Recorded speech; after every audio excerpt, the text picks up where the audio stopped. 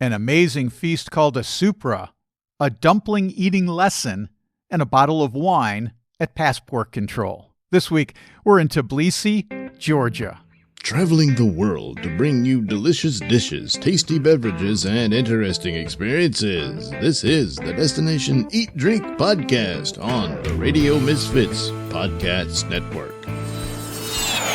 I'm Brent Peterson. Welcome to Destination Eat Drink, the travel podcast for foodies. This is where food and travel come together here at the Destination Eat Drink podcast, as well as destinationeatdrink.com and on the Destination Eat Drink YouTube channel. And this week, we're changing your mind about eggplant, giving incredible toasts, and eating the best food in Tbilisi, the capital of the country of Georgia. But first, be sure to share the podcast with your friends and social media. It helps more foodie travelers find the show. And if you want to support the podcast, you can contribute to Destination Eat Drink at buymeacoffee.com/destinationeatdrink. And thank you very, very much. My guests this week are Tommo from Eat This Food Tours and Megsy from Food Fun Travel. They're a couple who have been to almost 100 countries between them and lived in places like Mexico, Romania, Thailand, and Portugal. But they fell in love with Georgia, were married there, and now have lived in Georgia for several years. Tommo and Megsy tell me about the Toastmaster tradition in Georgia that is so much more than just raising a glass and saying a few words. They also tell me about a restaurant that bases their menu on a 100-year-old cookbook and several traditional Georgian dishes. Okay, I'm starving, so let's eat. Destination Eat Drink.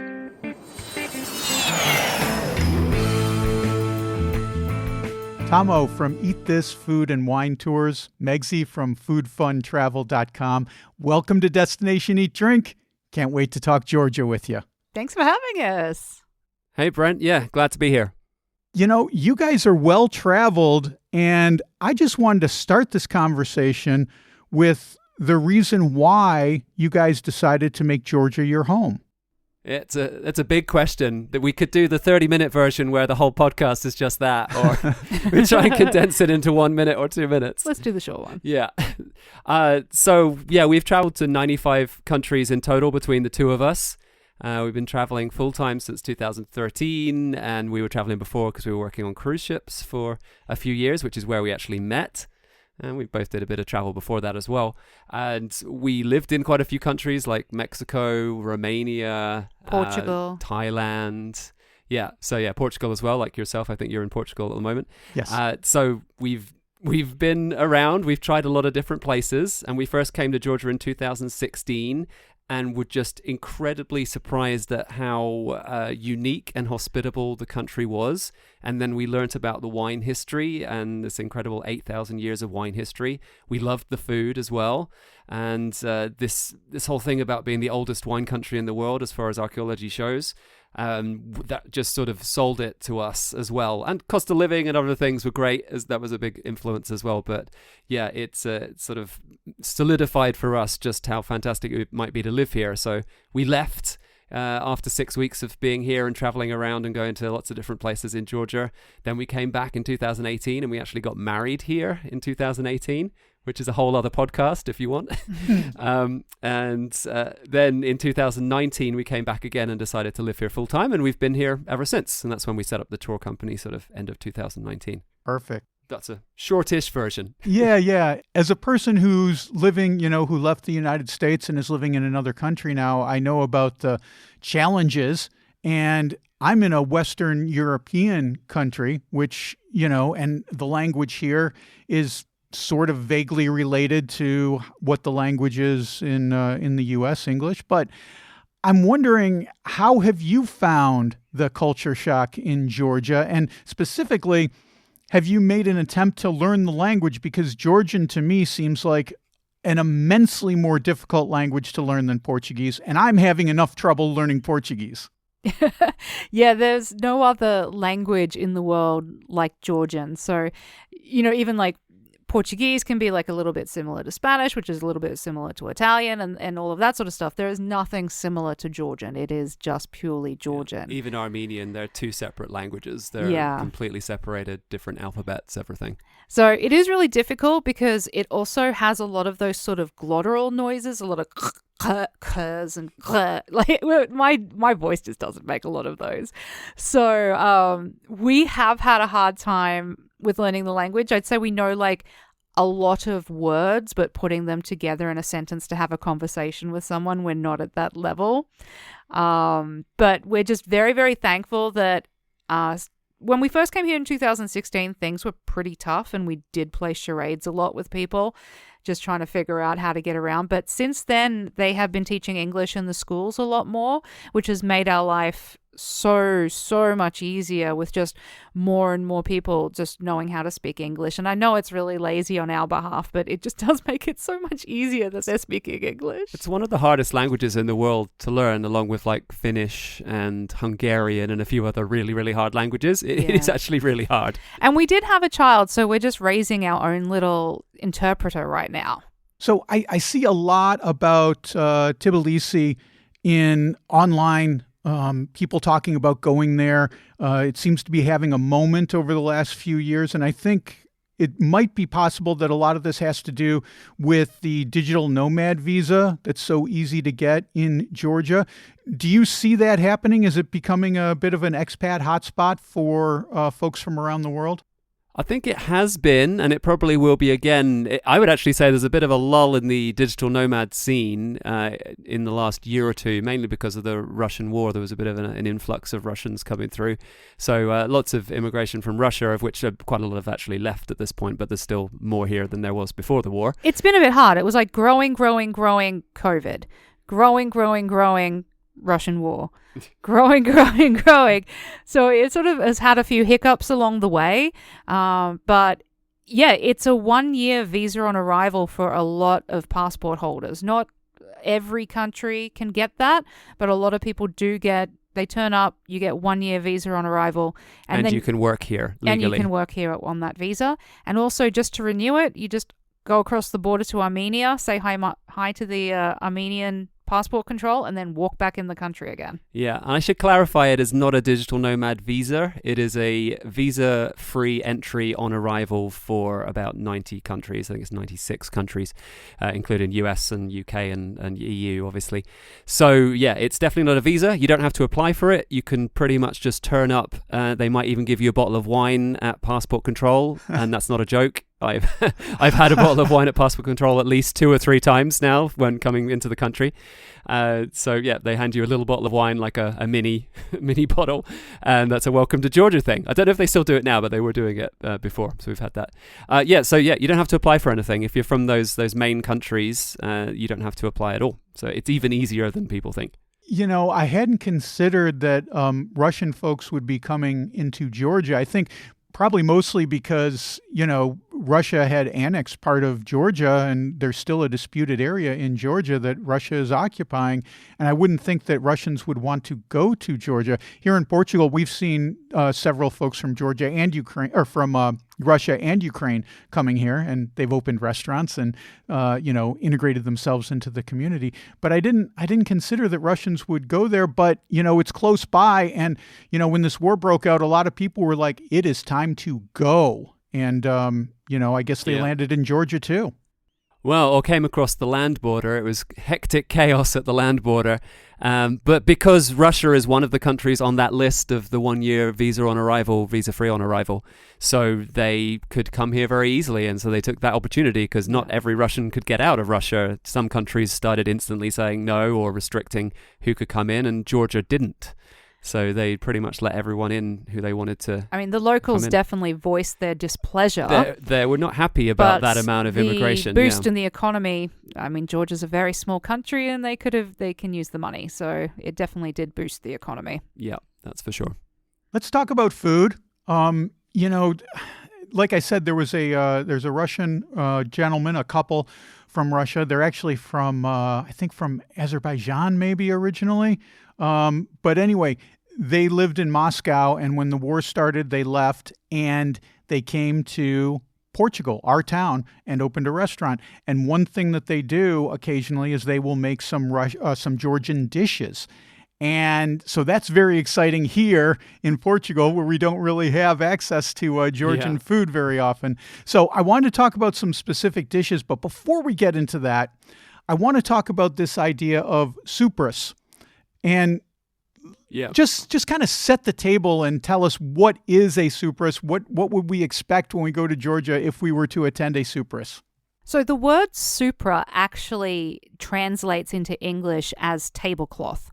So I've had conversations with locals about it, and I'm like, is it like when your mum says go to the cupboard and get the Supra, like you'll know what they're talking about, or would you think like to go and make a feast? But they apparently know what the difference is in the context. But it means tablecloth. And so what it is it's a big feast that Georgians have, whether it be after a wedding or a funeral. Or just because it's Tuesday and everyone wants to meet up. You can just throw a Supra whenever you want. But certain events include a Supra for sure. I mean, a wedding or whatever, you'd have a Supra. It's not like you're not going to have one. Yeah. So you would have basically a table just overloading with food. You'll do plates on top of plates on top of plates of different dishes. You will have one person whose responsibility is to be Tamada. And Tamada is the toastmaster. It's their job to make sure that not only do they give eloquent, well-spoken, thought-out toasts, but they also read the room, read the atmosphere and the people that are sitting at the table, and bring in their own personal stories and people's personal stories, just to sort of create this atmosphere of togetherness. And I don't know, it's a really magical experience to actually be at a Supra with an incredible Tamada. They will make you laugh, they will make you cry, it's this roller coaster of emotions. And it's this history in Georgia that they do this with their families so often. They sit around and they give toasts about things that they're thankful for. So usually it's like they'll give a toast. They're very religious here. They'll give a toast to God. They'll give a toast to peace, because this area has been invaded not just by the Russians, by many, many other surrounding enemies. Forever. Yeah, it's just been invasion after invasion. Yeah, to peace.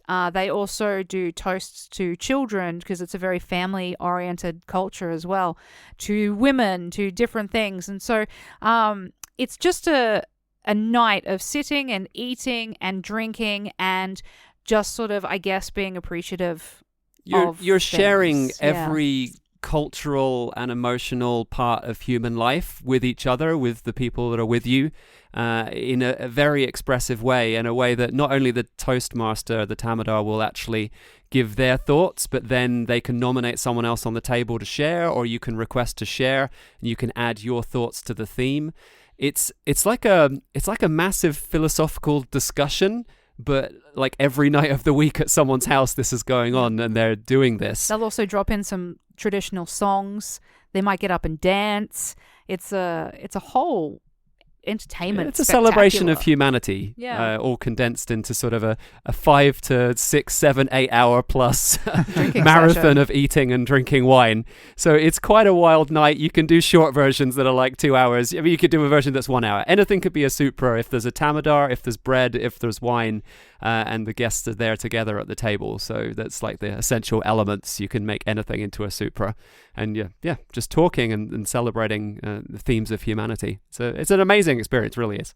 I want to ask a question about this idea of a Tamada, because I've heard of this before, and people have told me, well, it's basically a Toastmaster. But listening to you, Tommo and Megsy, explain this, it sounds like it's so much more. This person seems to be more of like a master of ceremonies of sort. It's, imagine if you rolled a master of ceremonies in with the best toast you've ever heard at a wedding, and then like someone who's also pretty much a poet and can also sing, and would sing songs with their family in between doing toasts. Roll all of that into one human being, and then have that repeat and repeat for like 8 or 9 hours, with other people in the table getting involved and sharing their thoughts on those toasts as well, to bring more out of those toasts because other people are speaking a little bit as well.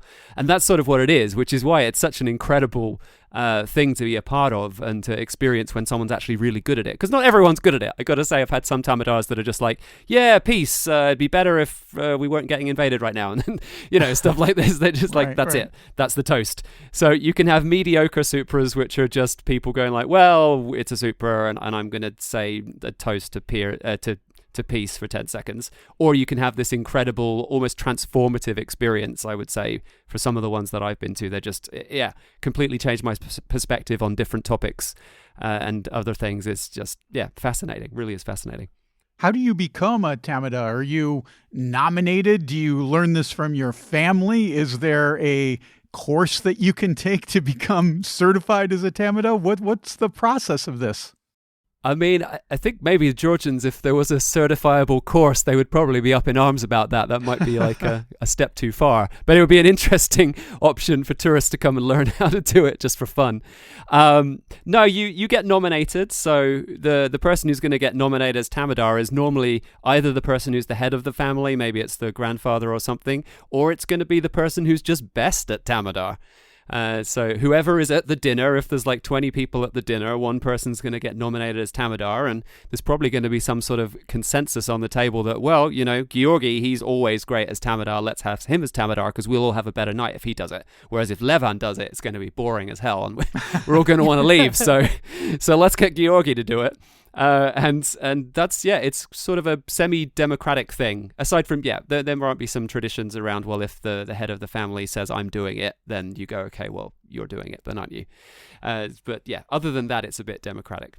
Megsy, are women ever Tamadas? Absolutely. Yeah, as Tom mentioned before, that even if it's just two people sitting at a table with wine and bread, one of those people will nominate themselves as Tamada, and they will do the standard toasts, like at least the first three that I mentioned before. And male or female, while it is predominantly male-led, you can absolutely have a female toastmaster because that person is the most like eloquent, poetic, philosophical. They as Tom said, they just do a better job at it. So you can have female toastmasters, Tamadas, but a lot of the time you will find that it's probably a man because the women here are pretty darn good at cooking, and they will be cooking up a storm. Nice. So, well, let's talk about a few of the things that they're cooking up, and I want to go through this list of all these great Georgian dishes. Hopefully, we'll be able to talk about all of them. And first on the list is this thing that, if anyone knows one thing about Georgian cuisine, it's the khachapuri, which is the boat-shaped bread that's filled with cheese and topped with an egg. Even me, who hasn't had a lot of Georgian cuisine, has had the khachapuri before. Talk about this dish, what makes it special, and any cultural significance maybe it has as well. Well, the khachapuri that you're describing is only one type of khachapuri, the most famous khachapuri, which is a khachapuri acharuli, which is from western Georgia, the region of Ajara. And this is the boat-shaped one that's just overloaded with this sort of cottage cheese-style sort of curds and the egg on top. But if you said that that's khachapuri to most Georgians, they'd be like, hang on, what about my regional khachapuri? It's all khachapuri, well, honestly, it's not just that one. The most popular khachapuri in Georgia is the Imeretian khachapuri. Yes. That's what you would eat from a day to day. You'd go to the shop and you pick yourself up an Imeretian khachapuri. Imereti is a different region, again, of Georgia. It just happens that the acharuli is just incredibly Instagrammable. Yeah, it's the prettiest looking one. It's very easy to share photos and people go, wow, I want to eat that. But day to day, it would be the other styles of khachapuri. There's a Megrelian khachapuri. There's Gurian khachapuri, which has eggs, Yep. eggs and cheese in it. Ossetian khachapuri has potato and cheese in it. And the Imeretian is sort of the most simple. It just has cheese inside, and it's sort of like a flat, round disc with just a layer of cheese inside. Whereas a Megrelian khachapuri is the same as Imeretian almost, but then the top is covered with grated cheese, so it goes all crispy on top. So it's less just of a bread, and it's more like a double cheese bread. Yeah. And then you can triple cheese that, because what they do is with the Megrelian one, after they've sort of browned off the top a little bit and got these crispy bits of cheese on there, they then just throw slabs of more cheese on and put it back in the oven for a few minutes to just go a little bit melty. So you've got like gooey cheese, crispy cheese, and cheese curds inside. It's just Oh a my cheese God. bonanza. It's amazing. Georgia is not a fan of those with lactose intolerance. No, there's a lot of dairy here. It is quite a mountainous area. Lots of different mountain parts but here. it is yum. Yeah. So there's lots of different khachapuris. They're all made from wheat flour. That's sort of like the main characteristic. And khacha and puri is basically, khacha is like this cheese curd style cottage cheese, and puri just means bread. So it's a curd bread basically.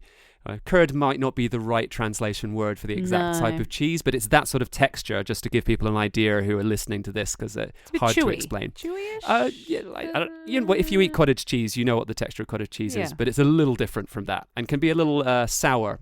Often a little sourness to that sort of cheese they really like in this flavor. So yeah, we could talk about cheesy bread forever, but I know we've got a lot of dishes to go on about, and that maybe that's enough. I don't know.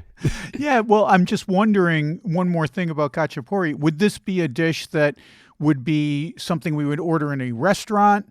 Would it be something that's more street food, maybe a kiosk or a pop-up, or something that's made exclusively in homes? Where would we get it? All of the above. Okay. Everything. The Ajaruli everywhere. would be at a restaurant, maybe at a home if you were in the Ajaran region. But the main one, the Imeretian that we spoke of, or even the Megrelian, everywhere. you'll find them at like little street food stalls. It's not it's like a kiosk, like you said. Yeah, Kiosks, but also in restaurants and also in family homes. every home. Yeah, because it's so simple to make. Essentially, they roll out the bread quite big. They put a massive ball of cheese in the middle, and then they fold the top of the bread over that. They turn it over, and then they roll it out again, and that's it. It's so simple to make, but yet so delicious. We actually had a friend come and bring us some wine the other day from his winery, and not only did he turn up with the wine, but his mother made us 3 giant khachapuris, because of course you can't turn up to someone's house empty-handed with just wine. So she sent 3 still warm khachapuris to our front door. Oh man, it sounds like heaven, really. It is good. So you said puri means bread in the khachapuri, and you said that it's always wheat bread. If I just want puri, if I'm just going to get bread, my staple, my pan, would this also be wheat bread? And what kind of different breads would we look for in the market? Yeah, so if you're going for a classic Georgian bread, tonas puri, which is a puri bread made in the tone oven, which is a bit like a sort of tandoori oven style, a bit bigger, a bit wider, normally made from like clay. It's a little bit different from this classic tandoori ovens. And that bread is made in different shapes, once again, depending on what region you're in. But just like you'd make a naan bread by sticking it to the inside of this sort of circular oven, you also sort of roll out the dough and then you stick it to the inside of the oven and it bakes in there. And so that's a very simple, just yeast, flour, water, salt. And for me, it's one of the best breads in the world because it's so simple. It's up there with baguettes, in my opinion. I think they're just like some of the most amazing breads that you can get. And it's the salty end of the spectrum. So if you're a bit of a salt fiend, you're going to love Georgian bread. And it goes sort of nice and crispy around the outside, but stays soft in the middle. And it's always fresh. You can go like any time from sort of like 9 a.m. until like 8 p.m., 9 p.m. and you'll be getting something that was made within the last hour or so. They're just baking constantly all day. They don't do it all at 1 in the morning and then stop. It just goes all the time, almost always warm when you pick it up. So yeah, delicious. You can't really get home with one. You normally have to buy 2 because you'll have eaten most of one before you walk home. Yes, Yeah, the best. it's great bread. And is there any other kinds of bread besides wheat-based breads? I know I like to make at home. I often make a buckwheat flatbread, but I'm wondering if there's any other kind of breads that would be popular in Georgia, or is it strictly these whole wheat breads? No, they actually make cornbreads as well. So you'd get something called machadi. But that's more of like a bit of a fried sort of bread. Well, they can do it on the flat pan. Oh, yeah, in Emirati they do. But with some oil sometimes. Yeah. It depends. Some people have different preferences on how they do it. They don't normally deep fry it or anything like that. It's like on the flat pan, maybe with oil or maybe just dry. So the cornbread is relatively dense compared to flour bread, of course, like wheat flour. But they're very popular, especially in Western Georgia, which is more corn focused. And that dish would be served with starters. We can talk about some of the other dishes you'd serve it with later. Or it could be served by itself. And also they blend that cornbread dough with cheese. Surprise, surprise. To make civishtari, which is like a cheese cornbread. So it's just every time you bite into it, you've got a little bit of ooziness of cheese inside. It's sort of like a arancini sort of style. Every time you bite in, you've just got something in there. So that's fantastic as well. So yeah, you can't escape the cheese, and I wouldn't want to. It's too good. I don't think of Georgia as a corn-growing region. I think of it as more mountainous, but maybe as we get into western Georgia, it's flatter and they grow corn. Is that the idea there? There is quite a lot of corn grown here, yeah. I mean, after wheat, it's a significant crop. And a lot of the wheat that they have here is imported from Russia and Ukraine anyway. It's not like they're growing loads and loads of wheat. But if you wanted to get really nerdy about wheat, which we won't have time to do, they have some ancient grains here. Doli, I think, is one of the names. I can't remember all the names off the top of my head. These ancient grains are actually endemic to Georgia, so they're not the same wheat variety that we have around the world, the famous ones that are, made en masse. These are some small local varieties that they can also make local bread with. But wheat flour, regular wheat flour, is so cheap that the majority of food is made from that because the country still has an economy that's not that strong. So it's not like everyone's walking around having super expensive artisan breads all the time. Unfortunately, that's not so much of an option at this point. But it's happening. It's like more and more experimentation with different wheat varieties and such is happening at the moment. Let's talk about another dish. This one is called pikali, I think is the pronunciation. I'm going to struggle with this. Pikali? With a P? Pikali? P, yeah. Yeah, pikali. This is one of the sounds that we find it very hard to make. Yeah, I mean, with a Pikali. P, it goes PKH. I mean, that's a word you look at and you go, there needs to be a vowel in there somewhere, but there's not in the Georgian language. You'd think. No, they don't need vowels. They have some. But yeah, there's a lot of consonants stacked together in Georgian for sure. Yeah, so... Meg, do you want to talk about pikali? Yeah, so pikali is generally, you'd have it as like a starter. So I sort of like to refer to it as almost like Georgian dips. But vegetable pate is another way you could describe it. Pate. So what you'll get is a seasonal vegetable, and they mix that because they do, walnuts are everywhere here, and they do a lot of cooking and a lot of different things with walnuts. So they grind it together with walnuts. So you get things like leek is a popular one, spinach, beetroot, pumpkin. Sometimes you can get green bean, pikali. If it's like really obscure, there's one called like akala. You can, which is it's the spinach, a cousin of spinach almost. And so they sort of come out generally as like these balls, and they might have some pomegranates on top. And generally, you would grab your bread, and then you would just sort of slather it onto bread and shove it in your mouth and enjoy the flavors. Yeah, normally with cornbread is like the more traditional, but you can have it with wheat bread as well. And this is like a West Georgian tradition that's definitely become a national everywhere tradition. You can get this dish everywhere. It's really, really popular. Yeah. And it's just, the addition of walnuts to this gives it that nice density and texture. It's not just baby food where it's just some mashed up vegetables, all of the spices that are thrown in. Maybe you've got some, salt and some garlic and maybe some fenugreek and a few other different things. Red wine vinegar often is put in. I should specify it is served cold. Yeah, these are all served cold. A cold sort of starter. Raw cold as well. Yeah. I mean, obviously with spinach they cook it, but yeah, and they make one with carrot. They might cook it beforehand as well. But yeah, a lot of the vegetables could be used raw as well. Would this come at the beginning of a meal? Yeah, exactly. So you can have that, and on the side you might have like a Georgian salad, but those two would be generally the beginning of the meal. You'd have the pikali and some bread, and then you'd have like a Georgian salad with cucumber, tomato, and also they do a walnut paste that they mix through their salads as well. So it's the thing that you can try and pretend that you're being healthy before things get really cheesy and calorific. but also with all the walnuts in it, it's not quite so healthy anyway. Like it's healthy, but it's calorific. And all that bread too. Yeah. Yep. It's hard to. I don't know how the Georgians are so skinny. I'm certainly not managing. Not all of them are. Let's talk about another dish, which is, I know you guys. I listened to your podcast, and I know you guys had trouble pronouncing this one, so I'm not going to feel bad about my mispronunciation. Badrijani Nigvid. I can never pronounce the I know. One of our drivers said it to me the other day, and he said it so simply. He's like, "Why can't you pronounce it, Meg? It's just blah blah blah blah blah." And I was like, "This is like 10 consonants in a row." It just doesn't sink into my head how to say it. But yeah, basically, it's eggplant rolls. So they've sliced eggplant, and I will just mention, Georgia is this really unique place that people come here hating eggplant and leave loving it. Yeah. So if you're not an eggplant lover or courgette, is it courgette or what's the other word for it? No, it's eggplant or aubergine in England. Aubergine for other people. They slice it really thinly and then they fry the eggplant pieces, and then they take that walnut paste that they use and they roll them into these little rolls. Once again, they'll put like sprinkling of pomegranate on the top, and it's just seasoned and cooked so perfectly. Sometimes they can put garlic in it as well. Yeah. I find the garlic a little too intense. Sometimes they do a full garlic one that doesn't have walnut paste and it's just all garlic, and that's a bit intense for me. Yeah. No vampires here. Yeah. But yeah, it is. Some people will try it and it'll just be instantly their absolute favorite dish.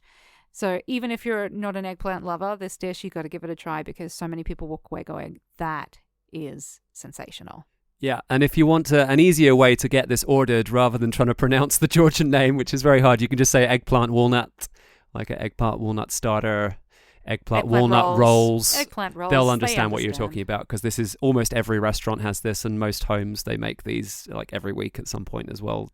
Yeah, it's very, very, very popular dish.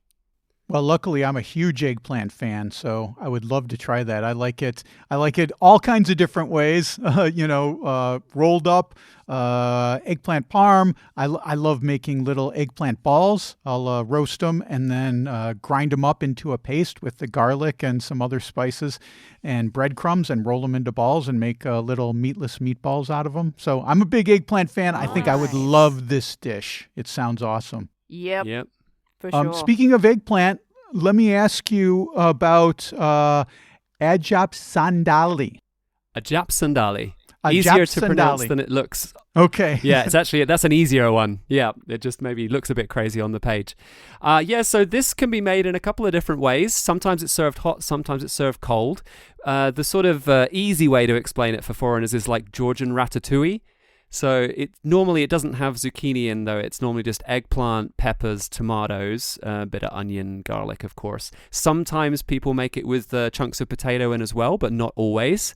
And yeah, this is often served as a starter sort of dish, but yeah, occasionally served hot as a sort of main course dish for vegetarians.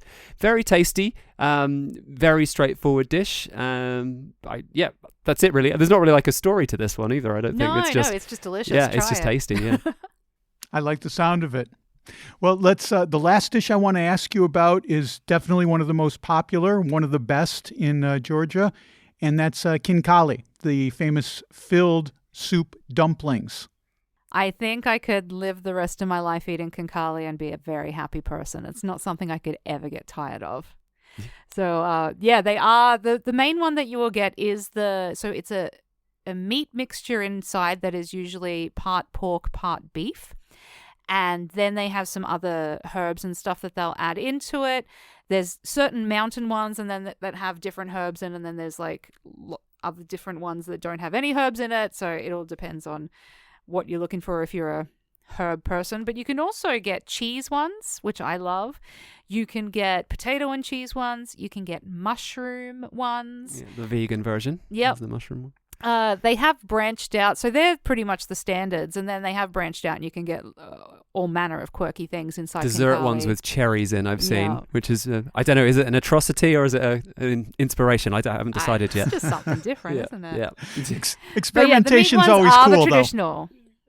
Yeah. It's definitely interesting. But yeah, it's interesting because a lot of people come here and then they try and eat the dumplings with a knife and fork, which is absolute blasphemy. You cannot do that because all of that beautiful liquid will just go all over your plate. So the aim is you take a bite, if it's not too hot.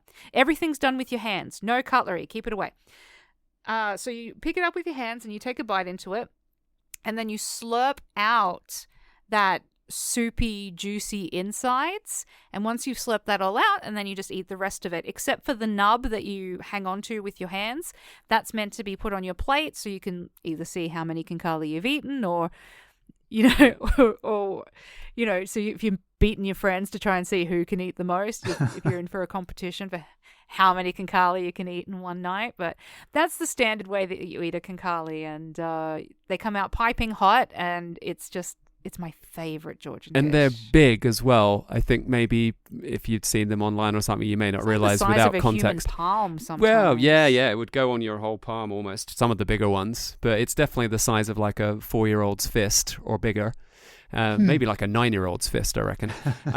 And so, yeah, and you've got to fold them when you make it. So if hopefully most people listening have seen a photo of this, because it might be difficult to understand otherwise. But yeah, you fold them like concertina, the top part to seal it. And then the meat is sealed in the bottom, and then the top turns into this big, thick nub. And different people have different opinions, but they say that maybe you have to do 19 folds to be a proper professional khinkali maker. Maybe. And then squeeze that together, and then you boil it. These are boiled, not steamed. They boil them for about 12 minutes, 10 to 12 minutes. And then you eat them. You just eat all of them. Sprinkled with pepper. Yes, black pepper. I love foods that have a specific technique to them.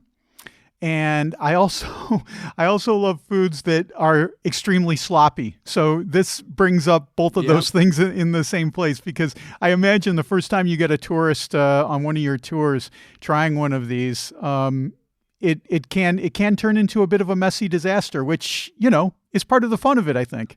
Exactly. Yeah, I love making fun of people for getting it wrong. but eventually, I think most people... Yeah, exactly. You mess up the first one and then you figure it out pretty quickly. Also, Sure. Another thing, a tradition in Georgia is they will just change your plate quite frequently. People do freak out about it because we're all used to having the same plate throughout an entire meal.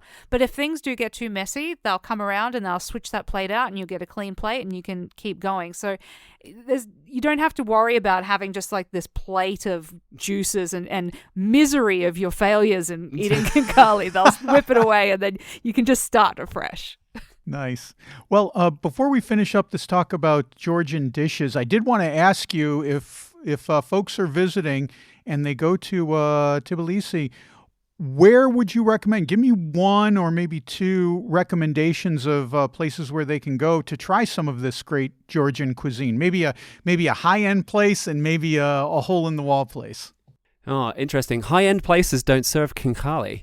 Yeah. Unless a couple of them serve really fancy khinkali, yeah. Okay. So I think for just an everyday place that is always consistently good, I'd probably go to Georgian House.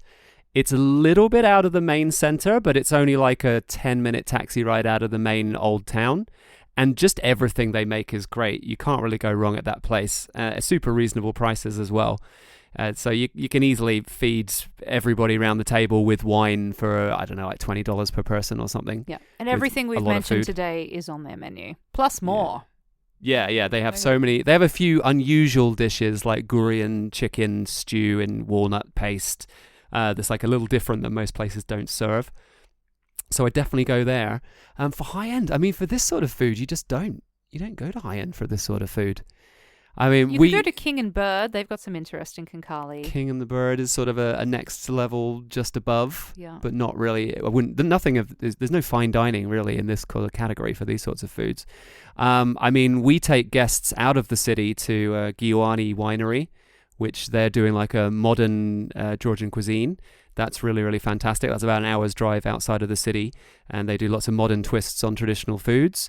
You might want to go Nina's Garden, which is just on the other side of the river from the old town and up a little bit. Chveni also. Ethnographer, but that's more just traditional, but done really well. There's a whole bunch of different names. Yeah, sorry. 1 or 2 and you get 10. I'd say Nina's Garden are doing really nice presentation and modern versions of traditional cuisine as well. But yeah, fine dining level, I couldn't pull any name out. Barbaristan at a stretch, you could say, is definitely fine dining service, and the dishes are very interesting. You're not going to get khinkali there normally. That's not the sort of food that they do. But yeah, Barbaristan is one that's very famous for being the higher end of historic Georgian cuisine. Really interesting, if we've got 30 seconds to tell you their history, they found an old recipe book from like 1902 in the flea market, and they decided to open a restaurant based entirely off the recipes from this 1902 book. Whoa. And that's what they did. So you can go and taste these. Just the entire menu is sort of based around this old recipe book that they found, which is quite a rarity. So it's a very interesting place. And yeah, fine dining level sort of service where, they all stand there around you with the plates and they all put the plates down at exactly the same time. And yeah, so that sort of thing. More casual fine dining, but yeah, that's probably the closest thing for Georgian fine dining you could do in Tbilisi, I'd say. Sounds incredible. Tommo and Megsy, it's been great talking to you, but we got to talk Georgian wine, and I think we're running short of time here. So how about coming back next week? Let's do another episode just about Georgian wine, because it's such a massive topic. I don't want to give it the short shrift. Yeah, 8,000 years of history. There's a lot to talk about. And what have we got? 525 endemic grapes at least, and they keep discovering new ones. So there's a lot of wine to talk about that most people will never even have heard of before. Tommo Williams from Eat This Food and Wine Tours, and Megsy from Food Fun Travel. We'll have links to your websites in the show description. But thanks for coming on the show this week. Can't wait to talk to you next week. Great. Thanks, Brent. Appreciate it. Bye. Okay. That's Tommo and Megsy. You can reach Tommo at eatthistours.com and Megsy at foodfuntravel.com. Tommo and Megsy also host the Tbilisi podcast, which is essential if you're planning a trip to Georgia or if you're just interested in Georgian cuisine. I've got links to all their stuff in the show notes. And Georgia sounds amazing, doesn't it? Like I said, we're going to have Tommo and Megsy back next week. We're going to talk about the wine of Georgia and their 8,000-year winemaking tradition. 8,000 years. So you don't want to miss that show. Until then, get over to destinationeatdrink.com. I just posted a brand new story. It's about a painting that may or may not be by Michelangelo, and it's hidden in a church in Spain. Read that at destinationeatdrink.com/blog. There's also a brand new video out about a beach town in Portugal that is the only world surfing reserve in all of Europe. Of course, we're trying tons of food when we go there and watching the waves. You can see that by clicking on the video tab at destinationeatdrink.com or by going to my YouTube channel at Destination Eat Drink 946. Destination Eat Drink is distributed by the Radio Misfits Podcast Network and Ed Silla. Thanks, Ed. I'm Brent Peterson. I will see you down the road. Join us next week for another culinary adventure on Destination Eat Drink, a presentation of the Radio Misfits Podcast Network.